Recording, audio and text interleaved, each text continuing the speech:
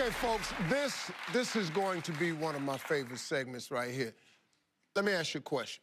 Do you want to turn your life around, but you're stuck? Have you been struggling to make ends meet and can't seem to find a way? That's a big problem out there today. Well, my next guest has answers and a lot of secrets to breaking through. She is a 6-time best-selling author, one of the most sought-after motivational speakers out there. She's a millionaire entrepreneur, and she is a true inspiration.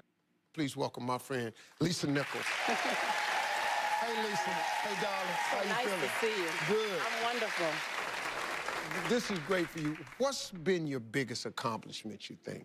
Bouncing back, number one, is refusing to listen to the negative chatter in my own head, refusing to listen to other people's perception of me, creating something from absolutely nothing. So I got to, there's the books, there's the TV, there's all that stuff. But my biggest accomplishment is being willing to give myself 1,000 second chances. And every time I got to 999, I pressed reset. Yeah. I didn't ask permission, I gave notice.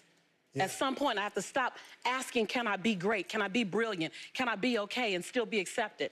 I just stopped asking permission and just gave notice unapologetically, and not in a braggadocious way, not in a way that shrunk anyone else, in a way that said, I only got one life, and I'm gonna ride this one till the wheels fall off. And then all the other stuff came. Wow. As a result of a decision I made. Right, but it was a decision It was a decision, but it didn't come from, a motivational experience. It didn't come from an inspiring teacher. It came from hitting rock bottom. Okay, let's talk about that, because this was the thing that when you and I were talking that really struck me, because I had been there, and I just wanted to hear how you had turned it around, because you can be rock bottom and turn it around. That's the best turnaround, because at rock bottom, hell ain't no other way to go. Right. You got to go up, so that's a great time. You climbed to the top. Tell everybody about this journey. I struggled all through school. The last time I took English class, I got a fail. And my English teacher said I was the weakest writer she ever met in her entire life. The last time I took a speech class, same year, I got a D- in speech, and my speech teacher said, Lisa, quote unquote, I recommend you never speak in public, that you get a desk job. So that was the beginning of my life. That was my 19-year-old experience.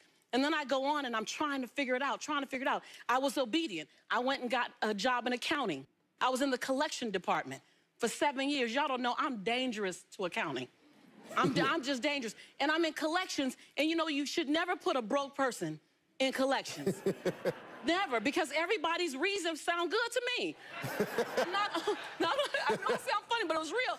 Not only did I say, girl, don't you worry about paying that, I'm gonna take your name off the list.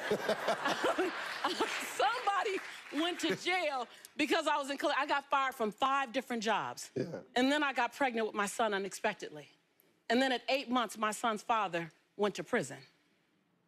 I had to get on government's assistance to have my baby. I was on WIC, Women, Infant, and Children, to feed my child.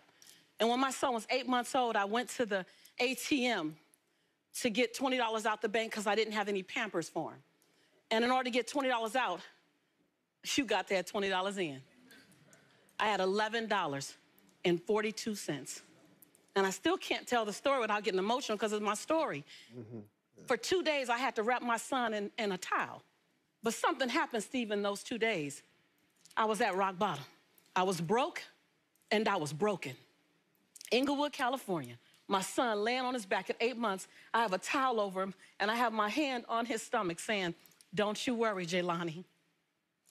Mommy will never be this broke again. And I made a decision. I was bankrupt.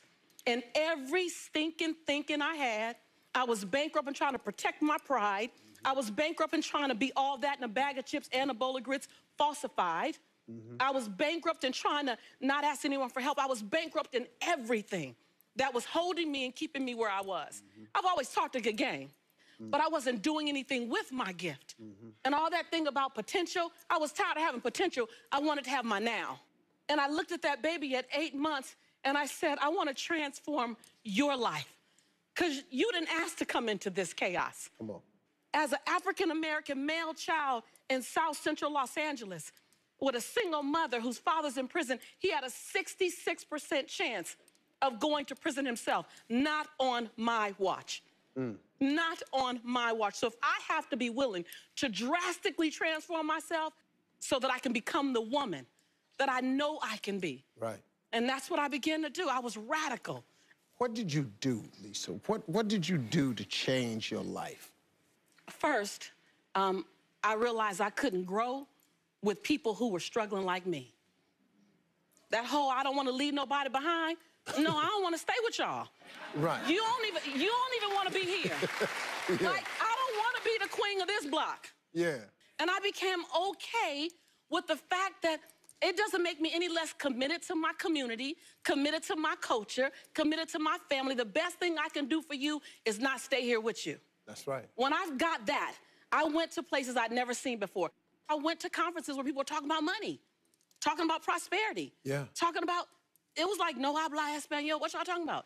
ROIs and PPMs and term agreements and capital fundraising and bottom lines and what is it? I'm gonna stay until I learn what you're talking about. I went to the same conference 42 times.